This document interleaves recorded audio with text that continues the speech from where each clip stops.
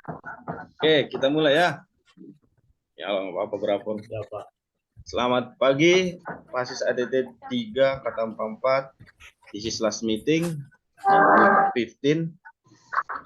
We will discuss about for the Annex 1 to Annex 6, and especially for Annex 4 and Annex 5 regarding garbage and sewage. So, this is technically, I want to explain for the material, but for the other, I will explain for the especially Annex 5 for the garbage for kategori. Ya, kita akan membahas tentang Annex 1 sampai 6, tetapi spesialnya Annex 4, 5, ya, dan juga pembagian Annex 5 garbage kategorinya apa saja, ya, dari A sampai I, dan warna pembagian kelas kapal. Ya, karena ini sudah aturan internasionalnya. At least kita tahu pembagian sampah, karena salah satu masalah di pelautan adalah lingkungan, yaitu sampah. Ya, yang saat ini sangat tidak bisa ditanggulangin di negara-negara manapun, sehingga ini jadi tujuan khusus dari AIMO sebenarnya. Ya, kalau pernah Bapak dengar istilah suatu perusahaan Mars Line, ada khusus kapal hanya untuk menangani sampah, karena mereka kontribusi dalam dunia environmental, lingkungan hidup. Ya, oke, saya akan share screen.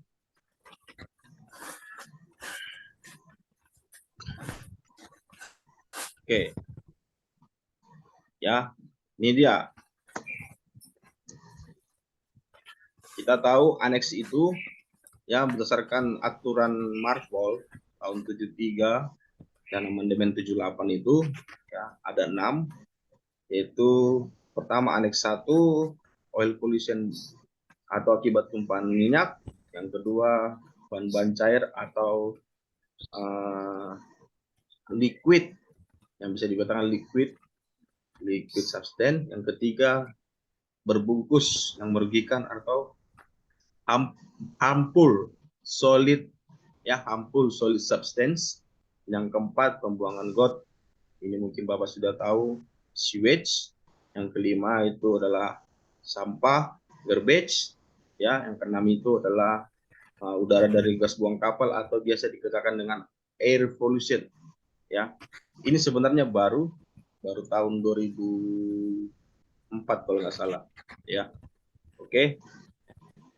Ya, sejarahnya ini sebenarnya Marpol ini ada, yaitu pada saat yaitu di lautan Britania Prancis, kapal Cadiz tergoncang dan kemudian muatan minyaknya itu tumpah ke lautan, ya, tahun 1978, sehingga sebesar 1.604.500 barel minyak mencemari lautan, sehingga adalah makanya disebutin sejarah terbentuknya konvensi Marpol. Jadi inilah Pak sejarahnya, ya, kapal tanker ini tenggelam sehingga 1.604.500 barel minyak mencemari lautan, yang membuat ekosistem saat itu merugikan, yaitu ekosistem laut, ya. Oke. Saya secara khusus akan membahas tentang ini, Pak. Sorry.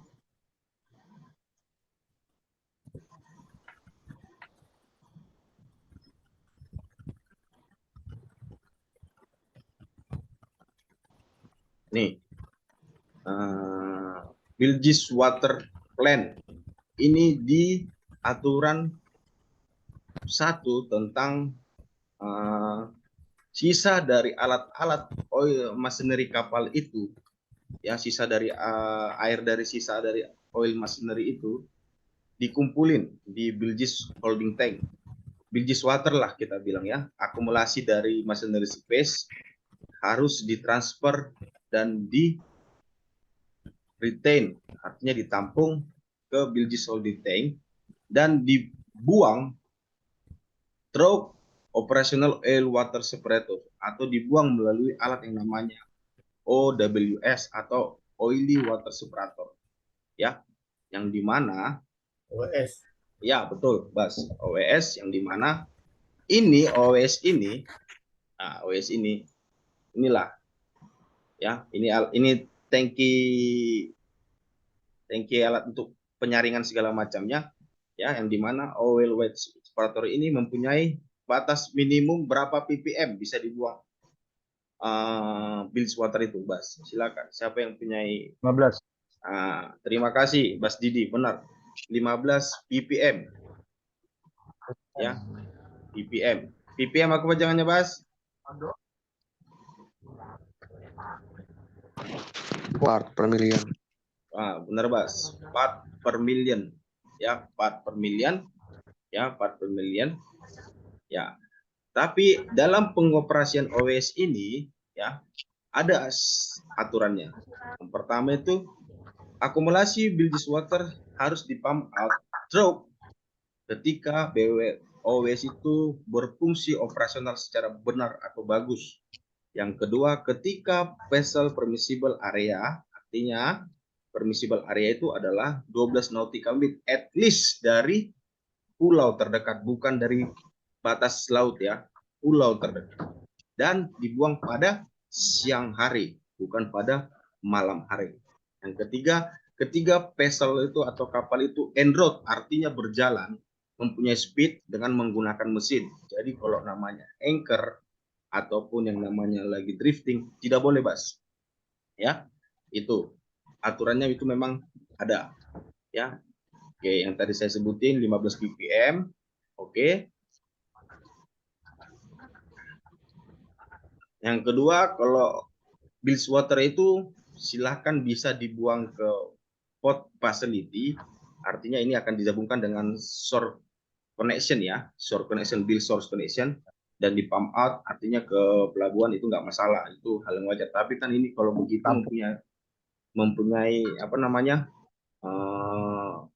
cost yang mahal tentunya, kan, nyewa agen segala macam, nyiapin alatnya, belum lagi sertifikatnya, ada sertifikatnya nanti dikeluarin sama misalnya kalau misalnya di pelabuhan mungkin pakai kapal, kalau di darat mungkin pakai truk segala macam. Jadi ini tidak terlalu apa namanya, kalau perusahaan bilang tidak menguntungkan. Jadi rata-rata kapal itu membuangnya itu pakai OWS.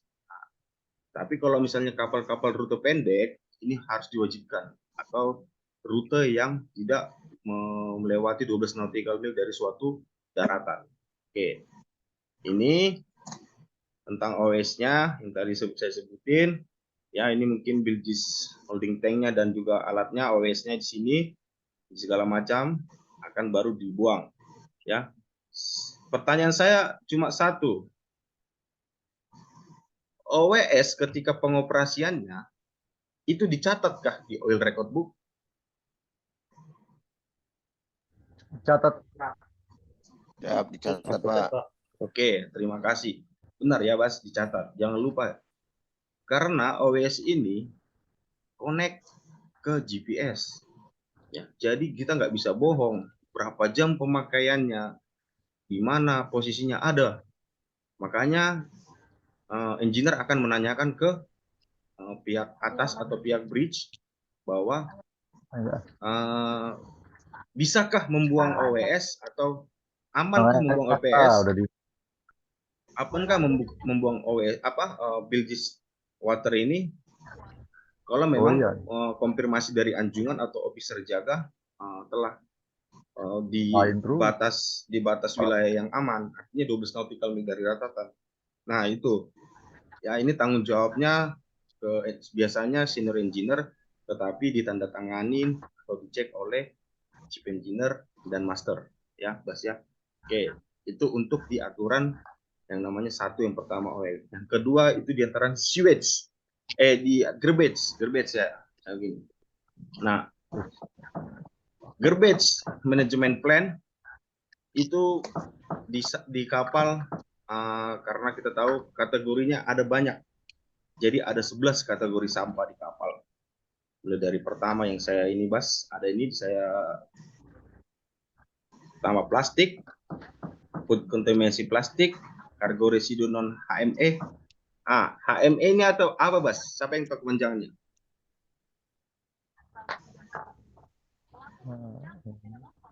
Ada HME, ada non HME. Hazard Pak, Hazard. Oke, terima kasih. Nah, ini ya kurang tepat Bas ya. Ini namanya itu harmful to marine environmental. Ya, harmful to marine environmental artinya bisa atau bersahabat atau bercampur dengan lingkungan yang ada dalam perairan. Tetapi yang non harmful itu yang tidak bersahabat atau merusak lingkungan. Ya, contohnya itu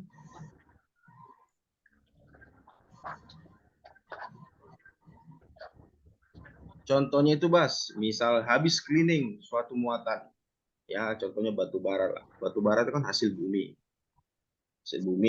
kan cleaning. Mereka kalau dari muatan kotor ke muatan bersih, biasanya kapal itu menggunakan chemical khusus yang buat cargo hold cleaning. Nah, kalau menggunakan cargo hold cleaning berarti menggunakan chemical. Nah, kalau sudah terkombinasi namanya chemical ke sisa dari muatan itu non harmful. Jadi biasanya akan dipisahkan dan disimpan di kolek untuk nanti di landing ke port facility. Tetapi jika cleaning tersebut tidak menggunakan chemical, hanya air laut saja, ya itu bisa dibuang ke laut. Contohnya itu Pak, yang harmful marine to environmental sama non harmful to marine environmental, ya. Tuh. Oke, selanjutnya ada operasional waste. Ya ini mungkin sudah umum lah yang mungkin Bapak-bapak tahu, ya. Tadi ini ada recycle material atau domestic waste, food contamination domestic waste, food waste, incinerator S, oil rack, dan electrical waste. Yang mungkin di kamar mesin ini ada electrical waste, oil rack, incinerator S. Ini sisa dari pembakaran incinerator ya, food waste, ya.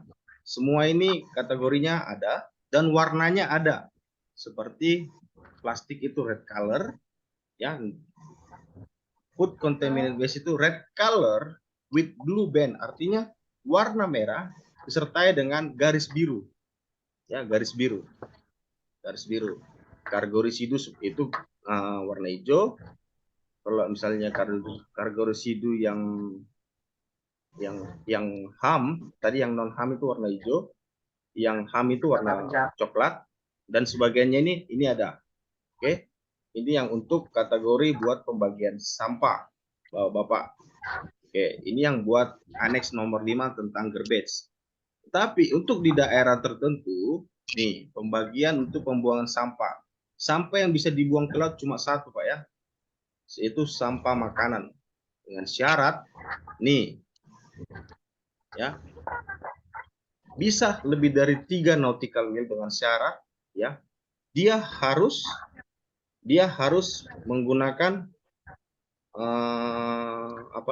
menggunakan artinya digali itu lupa saya alatnya yang memotong buat sampah makanan itu.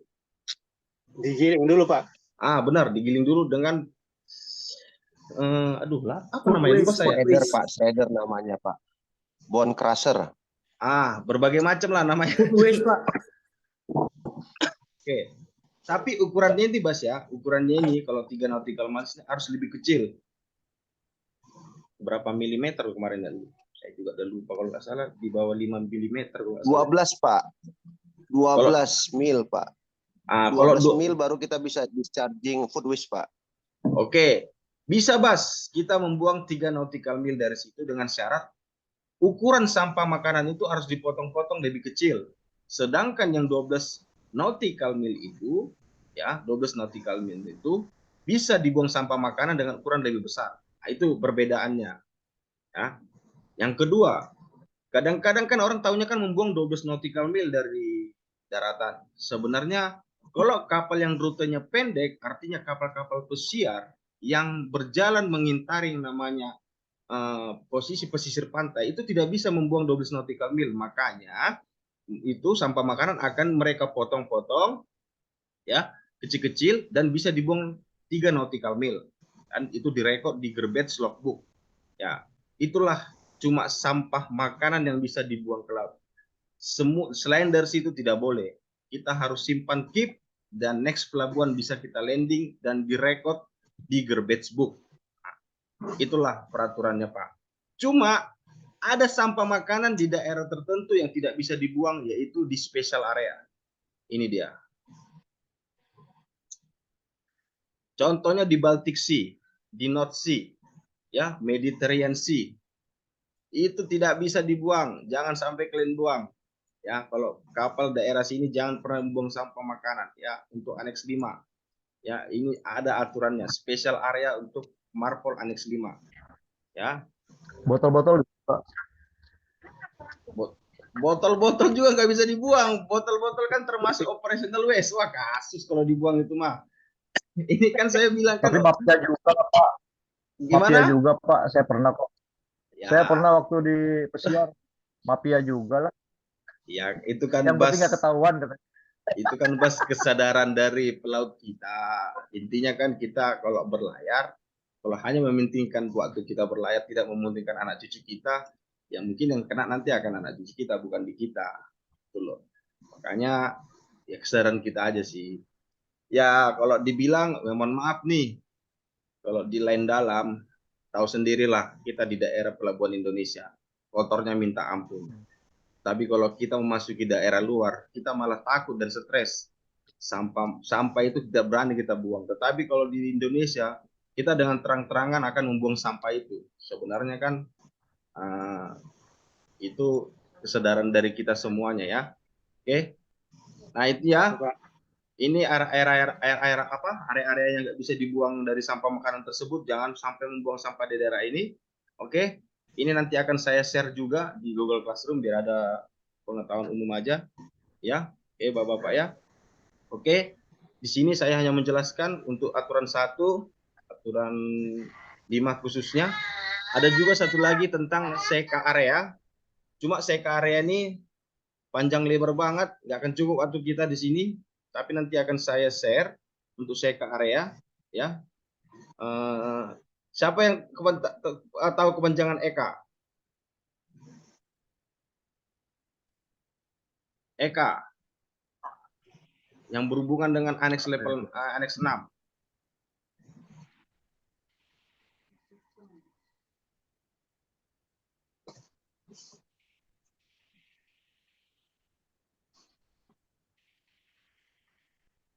Ini dia EKA area.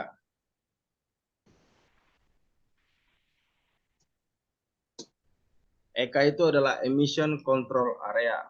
Ya, emission control area artinya area yang dikontrol gas buangnya. Ya, untuk negara-negara tertentu ini sudah berlaku, seperti Cina sudah, yang dimana sulfurnya itu harus di bawah 0,1. Artinya Bapak kalau penggunaan PVLSO, artinya fuel oil dengan LSMJO, kadar LSMJO-nya tinggi atau sulfurnya tinggi, tidak bisa. Ya, ada juga seperti daerah Amerika, Kanada, wajib melaksanakan namanya pergantian bahan bakar dari fuel oil H atau HFO, high fuel oil, ke PSLFO atau very low sulfur ya, Bapak ya. Jadi semua penggunaannya harus di bawah 0,1 atau mungkin di daerah tertentu ada penggunaannya 0,05 ya. Semua itu dicatat di dalam BDN. Kalau Bapak bunker semuanya pasti tahulah Bapak bas-bas semuanya. Kan kandungan sulfurnya ada di berapa, itu di BDN, bunker delivery note-nya. Nanti di situ yang biasanya itu akan ditanyakan Port Authority persyaratan untuk masuk itu apa aja. Oke, itu aja yang saya mau jelasin di sini. Ini panjang sekali, Bas, banyak sekali ini. Semua tercakup di sini, nggak apa-apa.